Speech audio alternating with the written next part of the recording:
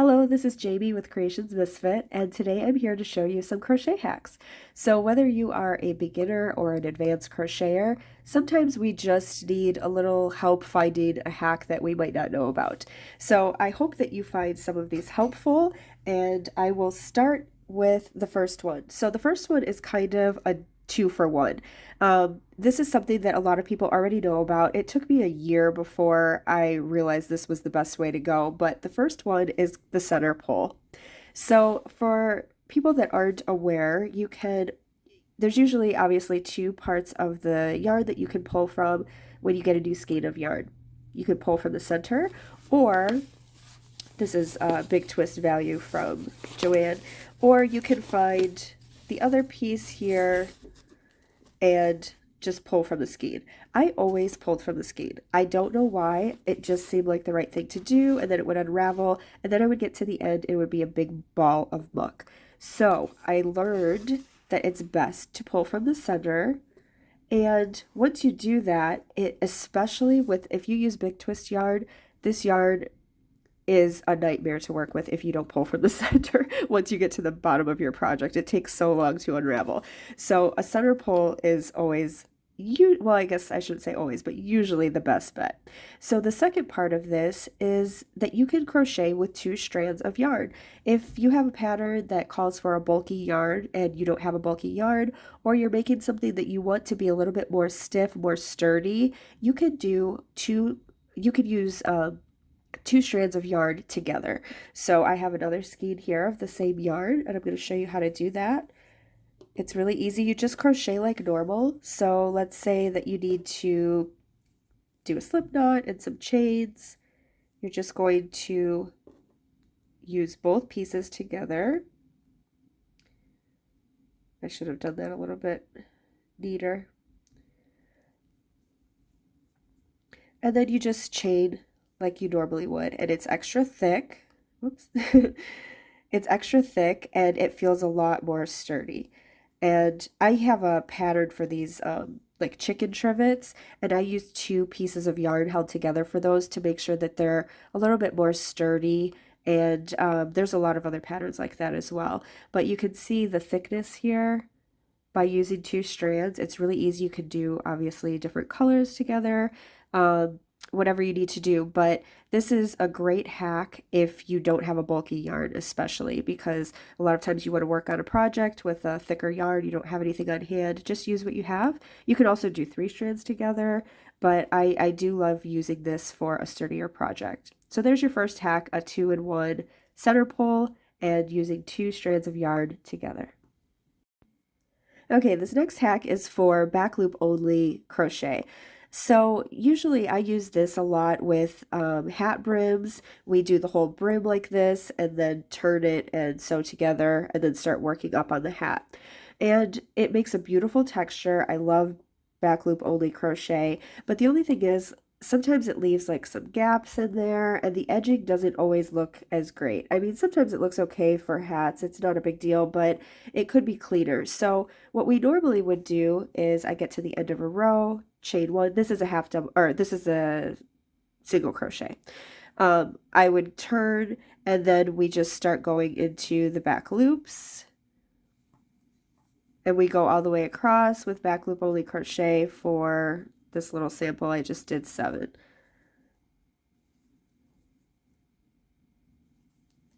And then we chain 1 and turn, and we repeat, repeat, repeat.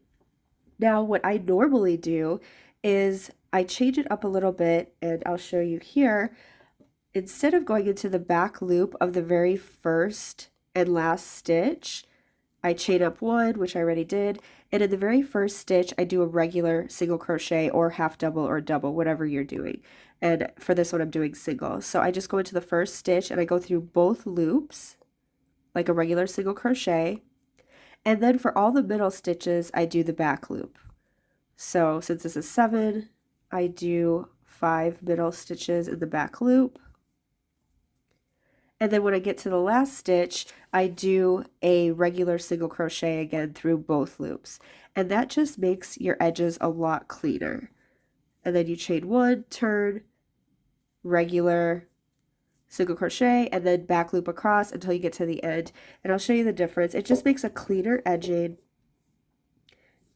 And here's the one without. This is the one where I just did back loop throughout the whole thing. So you can see there's a difference here. This looks nicer to me anyways. And so that's that hack. I would just do a regular in the front or in the first and the last stitch of every round and then do back loop in between.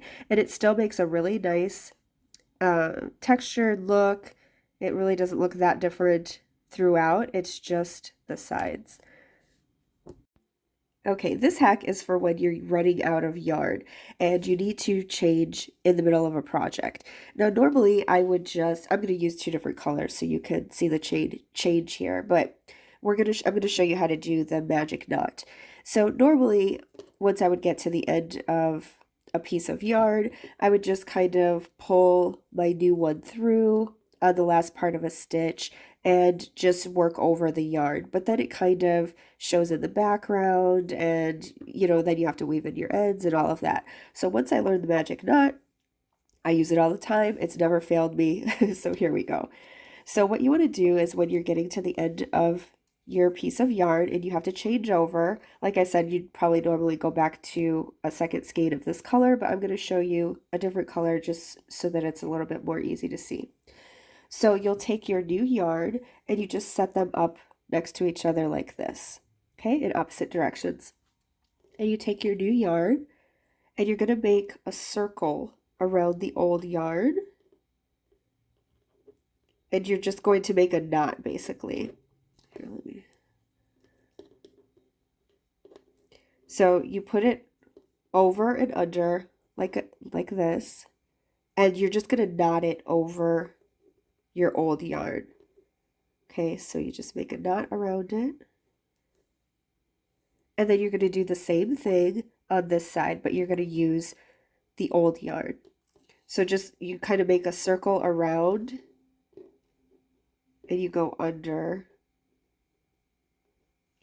I hope that's easy enough to see.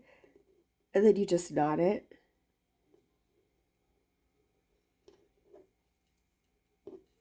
Okay, and then you're going to pull the old strand and the new strand, and it just knots right in the middle, but it makes such a small, fine knot that it doesn't make a difference in your project. So what you'll do is just cut the ends here from both pieces. Like I said, as long as you pull tight enough, this has never failed me. I use it all the time. And you can't see it in my projects. So then you'll just keep going with your project. You finish up.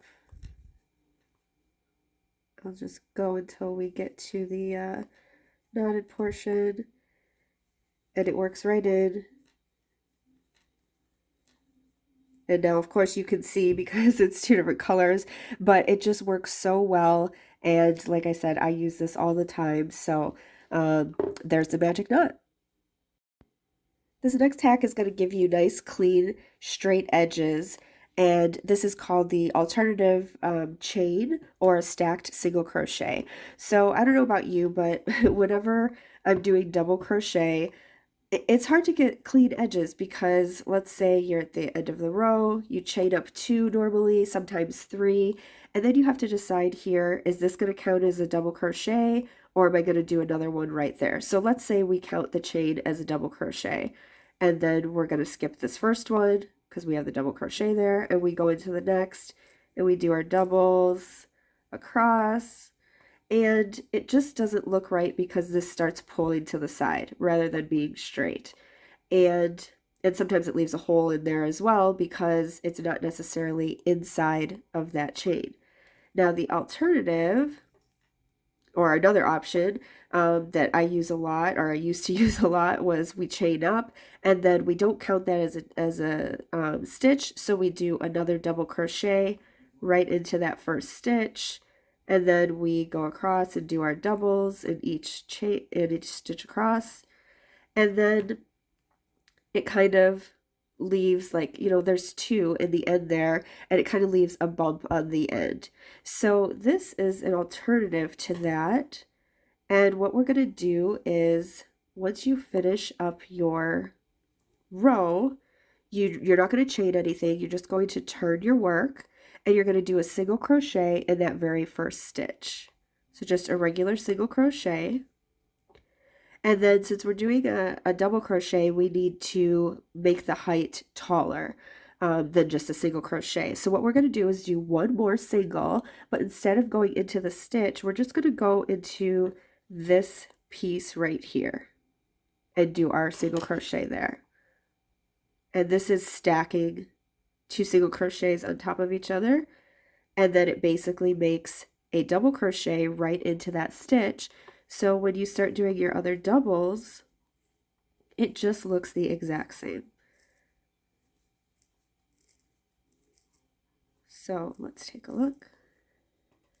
It's just a lot cleaner. Well, now it looks like it's going over because I have to come back around, but that's what I did for these rounds here. Let me get to the end of the round and I'll come back. Okay, now I'm at the end of the row, and you can see I still have one stitch left here. This is where I did a stacked single before, but now once I go through, and it kind of looks like it's pulling over to the side, but now once I go through it, it just pulls up and is straight on the side. So it will do the same on this side once I turn around.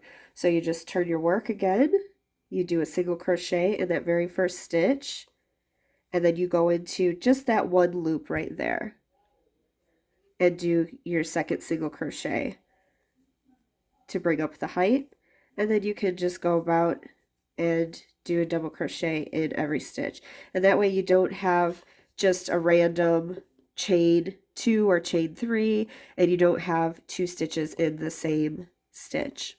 All right, so I hope that was helpful, the alternative chain. This next hack is to give us a cleaner finish on the bottom of our projects.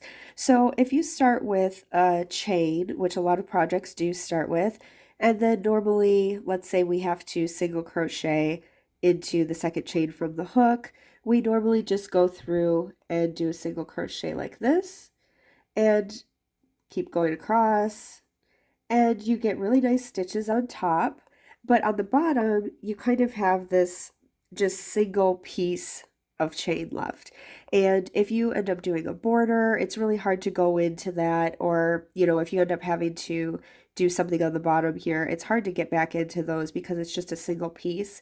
And then the top of your project looks really beautiful. So I'm sure a lot of people already know this, but I do this quite often.